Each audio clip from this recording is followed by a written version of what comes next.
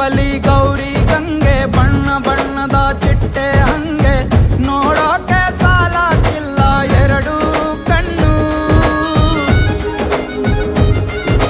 ಗಂಡು ಹೈಕಳು ಬೆಪ್ಪಾಗವ್ರೆ ಬೆರಗು ಕಣ್ಣಲ್ಲಿ ನೋಡ್ತಾವ್ರೆ ದಾವಣಿಲೆ ಬೀಸುತ್ತಾರೆ ಹೆಣ್ಣೈಕಳು. ರೊಟ್ಟಿ ಊಟ ಉಣ್ಣಂಗಿಲ್ಲ ಹಬ್ಬದೂಟ ತಳ್ಳಂಗಿಲ್ಲ ಗಂಟ ಜಗಳ ಆಡಂಗಿಲ್ಲ ನಮ್ಮ ಊರಲ್ಲಿ.